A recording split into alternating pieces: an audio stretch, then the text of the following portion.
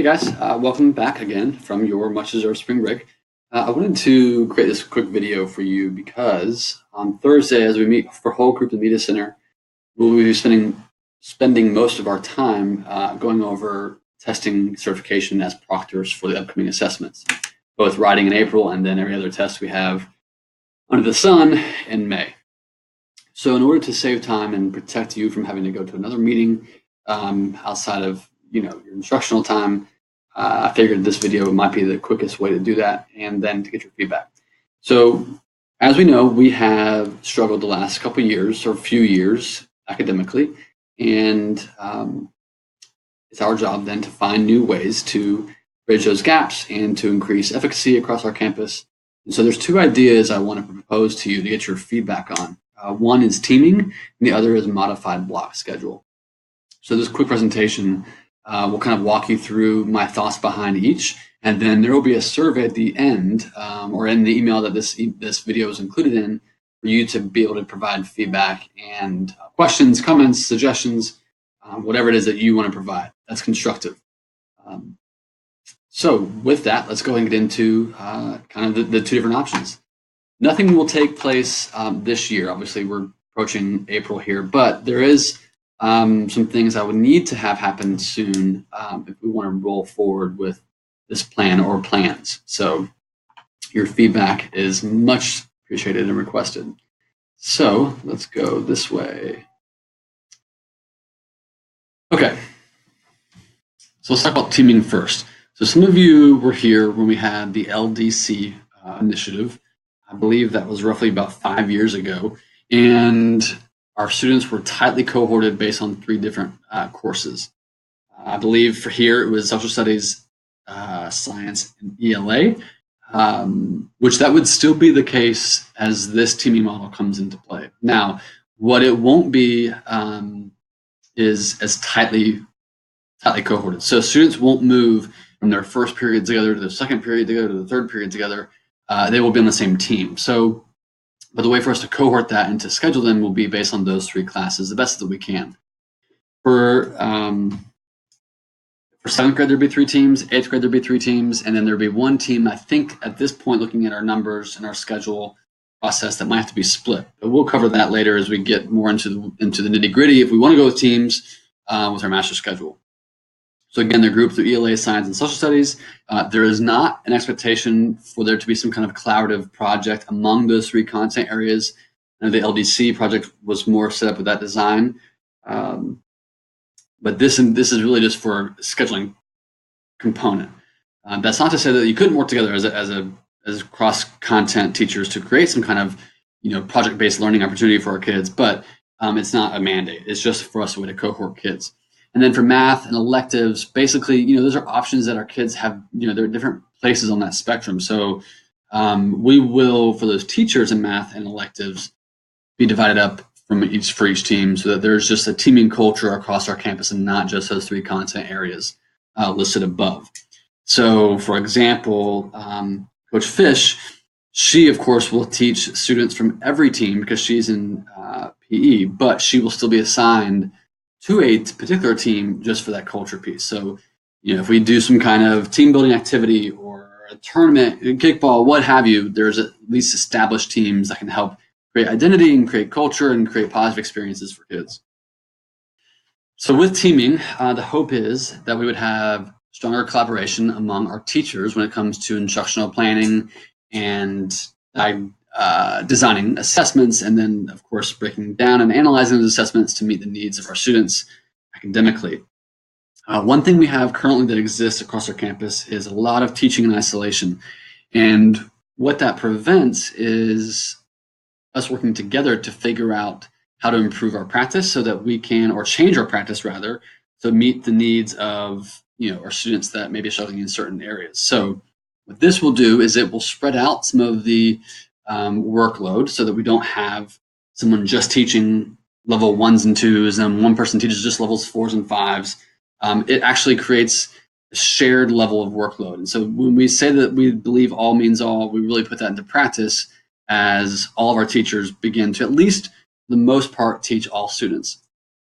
And so what this would look like is if, well, I'll use ELA for an example. If my 7th grade ELA team, now granted they're all in different teams in terms of this teaming, but let's just say our ELA group would meet together to talk about standards, 1, 2, and 3, and how they're going to assess them, and then come back and talk about, well, here's how my students did on this standard, and here's how mine did. What'd you do different than I can do, and so on. So it actually provides stronger opportunities for collaboration for our teachers, and that actually helps build student achievement much easier than working in isolation. The other side of this, when we talk about teams, is now we have an opportunity for us to break down our student data in terms of not only just achievement, but social, emotional, discipline, behavioral, with just a small group of teachers with a small group of students. So if, let's say, we've got a team Blue has 120 students on it, well, that Team Blue will have its own lower quartile. So that now all we have to do is a team of 12 teachers. We talk about just those 120 students in that lower quartile. So it allows us to have stronger focus on our kids on more of a micro level. And I think that will help us design systems to meet the needs of those kids and bring in parent involvement, really target where the struggle is and where the gap is. And essentially, we're creating a school within a school, and our kids, feel much more a sense of belonging because they get more focus and more attention. So as we get closer to implementing that, or at least building it, as to show you as an example, based on your feedback that you'll provide to us, we can go into more of the minutia, what it looks like structurally on who's on what team and how that looks. But I want to have this in place as we build our master schedule so that you know exactly what you're teaching, or at least close to it, before we even leave the month of May. So actually in April, that is definitely the goal. So more to come on the teaming aspect, but I think that would be a really strong, refreshing approach to how we look at instruction and teaching and learning on our campus moving forward. All right, so modified block.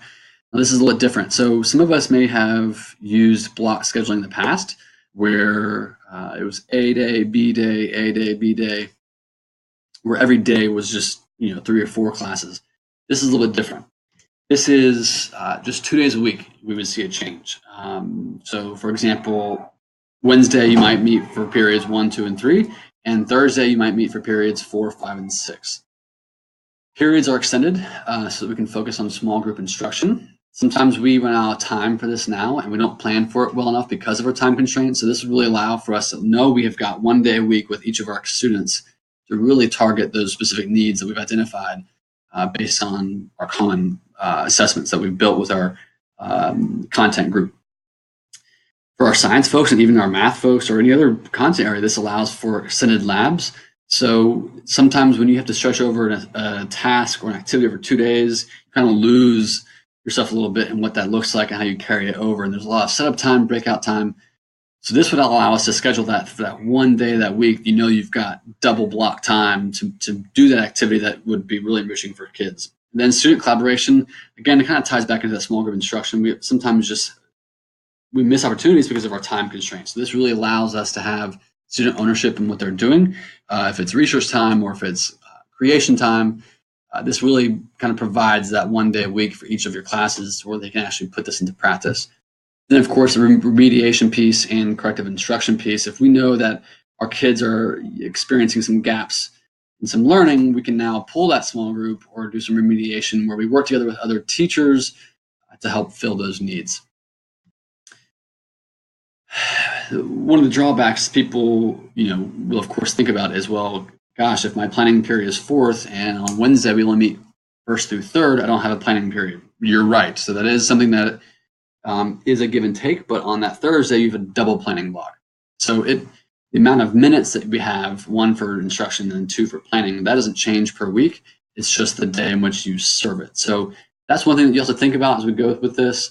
But that double planning block, when we have common planning, actually provides opportunity to have deep analysis of student work, instructional planning, and really getting into what does it look like to see students succeed and how do we change instruction to meet the needs of our kids and where they are and the gaps we've identified. And if we've got some things that are great that are going on, how do we work together to improve that and continue replicating those experiences and opportunities for kids?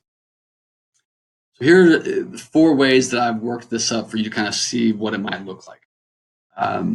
This wildcat time would be, it could be a homeroom setting, it could be an extended reading time. Personally, I want to see it as almost a leadership development block.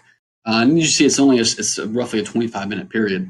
But if we can kind of create this leadership component where we start creating leaders among our students, hopefully we can see some enrichment among our, overall experience and academic approach here at OPJ. So option A, of course, jumps right into first period. Second period is lunch, and then the wildcat time's at the end of the day. A drawback to that at the end of the day is that kids are kind of checked out at that point, and it might be hard to kind of contain them to do that enriching experience in the last hour of the day. The positive side of that is you get through each of your 3 instructional periods, and then you have non-interrupted time at the last part of your day with wildcat time. Option B, just see the top right.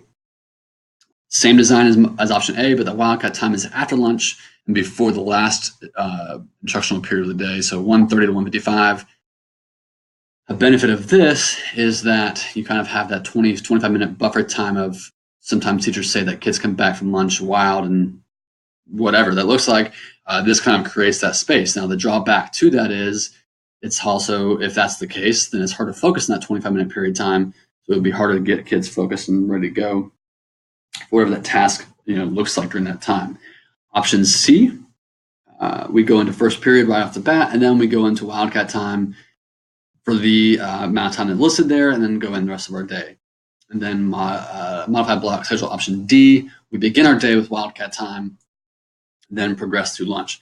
Now, if you'll notice, options C and D, lunches start later, but in reality, the lunches aren't really that much later than what we currently have, just backed up by 30 minutes. But other junior high schools in our area have these lunch periods already built in because they do 4th period lunch instead of 3rd period lunch. So in terms of the daytime, the lunch times aren't that later compared to what we have. Options A and B, obviously the lunch begins sooner, and it's pretty much follows our current lunch schedule. So, but here's what I want to do. So it would take a lot for us to just make the decision based on a couple slides and a presentation and ongoing conversations. So what I thought about was to see what your thoughts are and actually test running this modified block schedule. And we know April starts next week, so I'm almost a little leery to start that next week. I think it's too soon. But if we do the last 3 weeks of April where we just do a test run with it and see how we like the design and setup, that will kind of give us some true examples of what we think. So again, that will take your buy-in and take all this working together to make that happen. But it's up to you. So based on the feedback that you give, then we'll decide move forward with the test run or not move forward with the test run. And so now as we look into April heading into May, that modified block time on the 2 days a week could really focus on preparing our kids for the upcoming assessments and really targeting those demonstrated needs that we already are aware of based on our data from the first 3 quarters and from those assessments created from the district and from our own teacher groups. We could really target what our kids need and see if that would help us, raise our results. And again, lastly, this decision would be a collaborative approach that includes all of our stakeholders, teachers, most importantly, support staff, most importantly, school leadership and district office, including superintendent and the assistant superintendent for instruction. So, but again, I wanted to run it to you guys first and see what you think. So if I spoke too quickly or you have additional questions or you want to talk more about it, by all means, I'm in the hallway, see me in your planning period, email me, call me. But I would definitely want to try some new things here at OPJ that really kind of refresh our approach with how we're meeting the needs of our kids through teaching and learning. So please fill out the survey at the end of this in this email and give me your thoughts, and we'll go from there. Have a great day and the rest of your week.